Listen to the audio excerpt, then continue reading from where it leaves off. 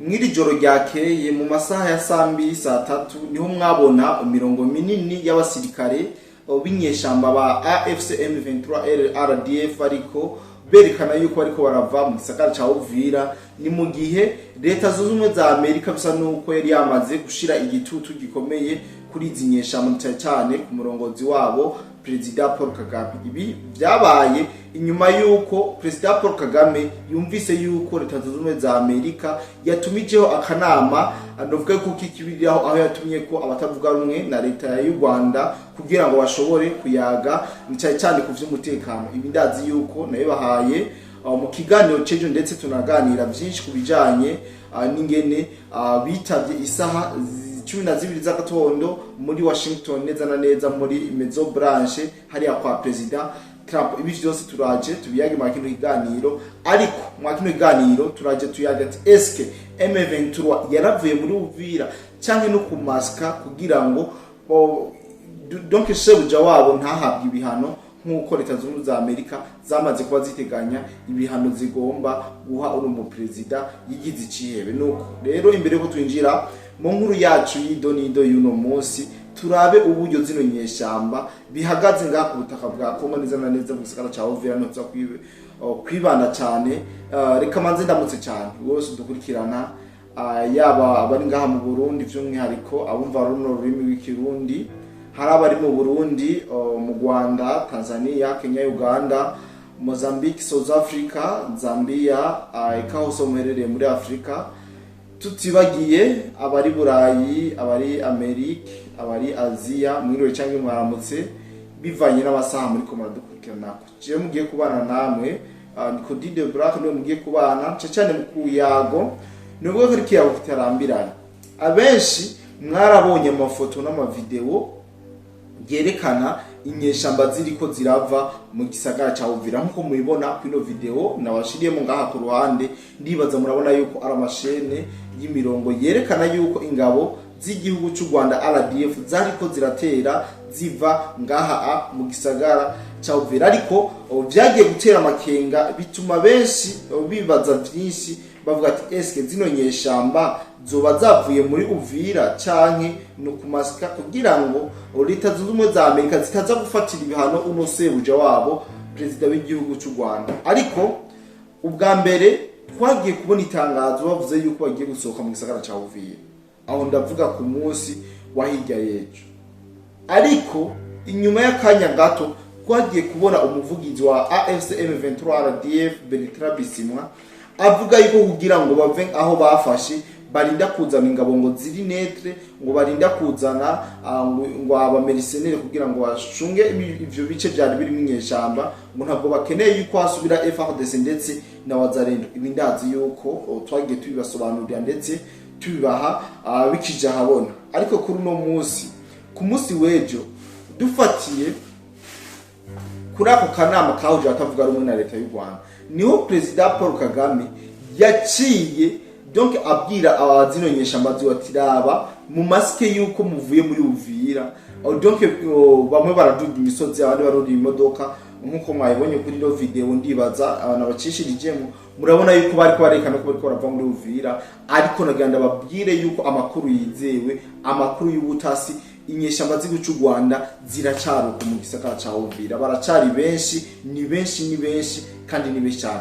Jewe twazindiye turavugana n'uwuri aho yavuze yuko abenshi bamaze kuba bakuye imyambaro ya civile kugira ngo ibihano Amerika yatiganije mu gihugu cy'u Rwanda donc ntiba bibafatira. Ariko icyo tubabwira nuko itariki yanyu yo gukura azino nyeshamba ziwe mu gihugu ca Kongo ariko umunsi weje igenekerezo rya 19 ni nawo umunsi wa nyuma President Paul Kagame ashobora gukuraho ingabo yaba yarashwe n'itarashwe yaba igihumeka c'ingabo yose y'inyeshamba iri ku butaka bwa Kongo asabwa kuyikuraho kitarete, kandi atari muri Uvira gusa kuko murabizi yuko babategetse kurekura buri gace kose bafashe. Leta ya Kinshasa ikakontrola 100% atagitutu c'inyeshamba nimwe kiriko kirabijamo. Ariko kuyandi makuru y'ubutasi, amakuru abantu benshi batamenye, Ubufaransa na leta zunze ubumwe za Amerika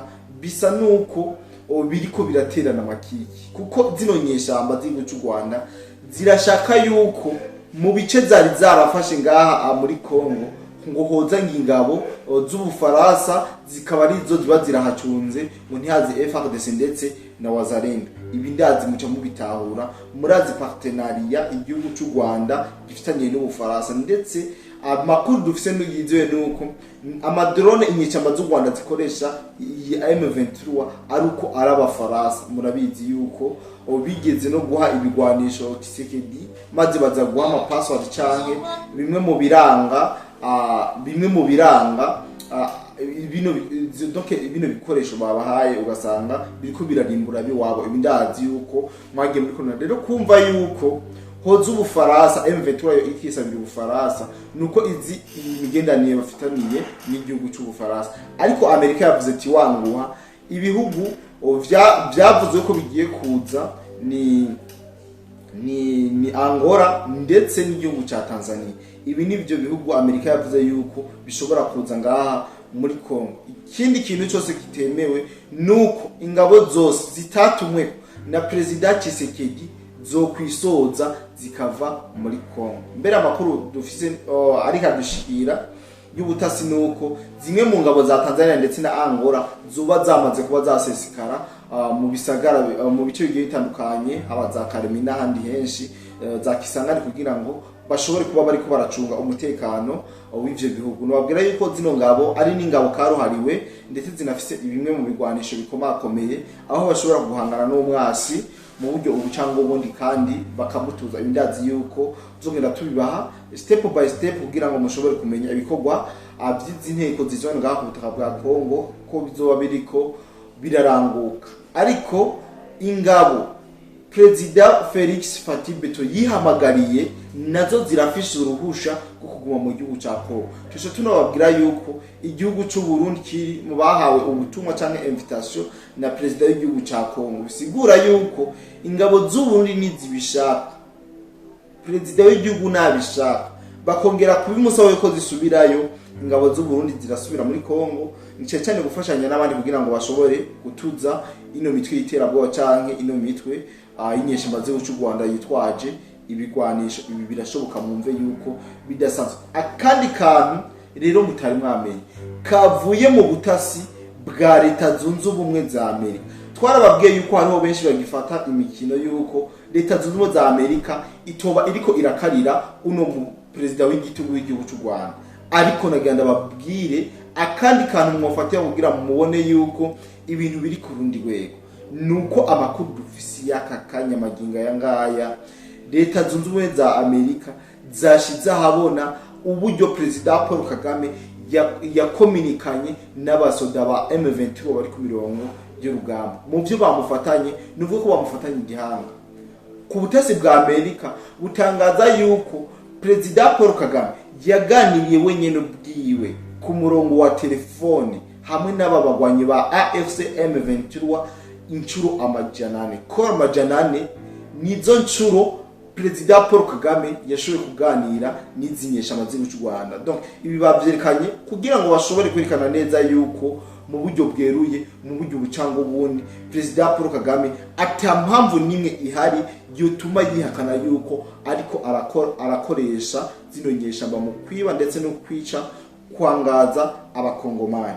Ibi ndazi yuko ari ibintu vyekana neza yuko Leta Zunze Ubumwe za Amerika ishobora gukaraba u Rwanda buri umwanya wari wose kandi ataco bisabye. Ibi ndazi yuko mu bitahura mwe bumudukurikirana, kandi singomvye kubirandira ko, singomvye kubivuga ko byinshi, ariko abantu bagikikanya yuko Amerika idashobora kurandura Paul Kagame. Birashoboka cyane, deja nabo bamuhaye igihugu kandi nibo bazokima ko bavuze. Abantu bavuze ati uguhaye ashaka no kwakara kwaka, kandi ibi navyo birashoboka. Ku munsi w'ejo mu kiganiro nakoze narabasiguriye uburyo uno mu president w'igihugu cy'u Rwanda ariko arishigikira mu buryo butabaho, aho avuga yuko yahawe n'abademokrate. President Donald Trump ndetse n'abarepublike bose bagenzi we badashobora kumukura ku butegetsi, ariko wamuhaye n'umunyamerika, kandi umunyamerika ashaka yo mwaka. Nico no bivuga ko, ariko ivyo twarabivuze mu buryo buramvuye ku munsi w'ejo, ntabwo njinda bigaruka. ariko rero ako kantu k'amakoro agera ku majana 4 apere majana 4 bavuganye n'izinyeshamba biri muri bimwe bashira mu madose cyangwa bashira mu birego byerekana yuko President Paul Kagame akorana n'izinyeshamba z'igihugu cy'u Rwanda mu buryo bweruye. Ndazi yuko mwagiye mubikurikirana byagiye bica ku mbuga nyinshi zigiye zitandukanye. Ndazi yuko kandi majambo zino nyeshamba z'igihugu cy'u Rwanda zibicishije ku burongozi bwazo bavuze yuko bariko barava mu gisagara cya Uvira aho berekeza neza na neza muri Kamanyora, aho mwagiye murabona imiduga nkuko nabiberetse ndetse n'imirongo miremire cyane. Ariko abakongomani bo ntabwo babifata nkabyo, ahubwo barabifata nk'inkinamico byo kugira ngo zino nyeshamba zikomeze zihishe cyangwa zinyegeze ngaha na cyane mu gisagara cya Uvira, aho impungenge z'abakongomani n'amakuru bamenyesheje bashize ahabona ko vyo kuva muri Uvira. Bagize ati birihutirwa M23 RDF akandiko gakino kakinywe nk'uko bishikirijwe n'abo muri Kongo. Byose byari byateguwe mbere. Abamenyesha makuru bari batumiwe kumenyekanisha ukugenda bava muri Uvira, ivyo no guhuma amaso n'ububeshi kugira ngo bagabanye uburakari bwa Amerika mpuzamahanga yiteguye gusenyura President Paul Kagame. Hano ndababwira yuko umwana abonye manifestation novuga yabamwe mu bategetswe ndetse ari equipe yari yateguwe na M23 kugira ngo berekane yuko abene igihugu babishimiye. Ariko mu byo basinye Washington ntaho byanditse yuko abene igihugu nibabishimira bazoca baguma muri ivyo bibanza. Ndazi yuko abayashimagiye mwakukana anganda babwire amwe mu bamenyesha makuru bari bahatumiwe ndetse n'ibinyamakuru vyari vyatumiwe kugira ngo bishobore ngo gukuvura canke kwerekana igenda rya AFC M23. Muri abo bamenyesha makuru harimo Ale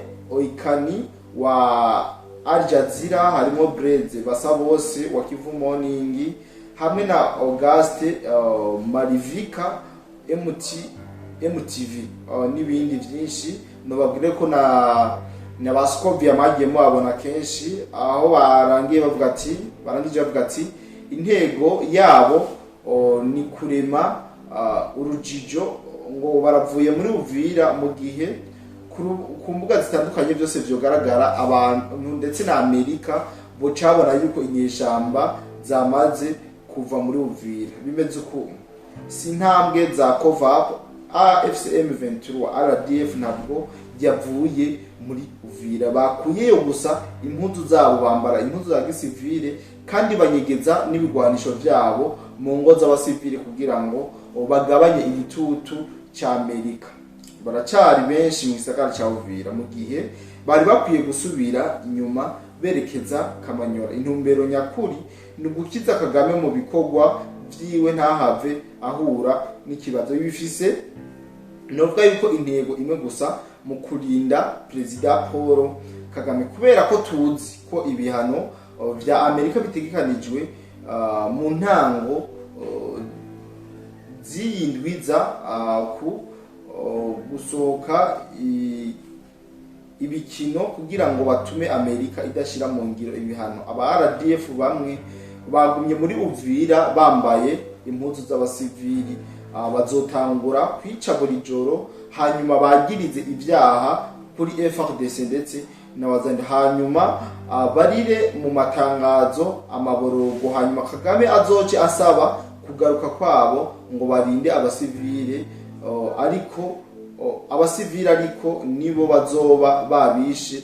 Niko kiri. Murumva yuko abakongomani bamaze kuba bamenya amayeri President Paul Kagame asanzwe akoresha. Si rya mbere si rya kabiri ivyo azoba bikoze.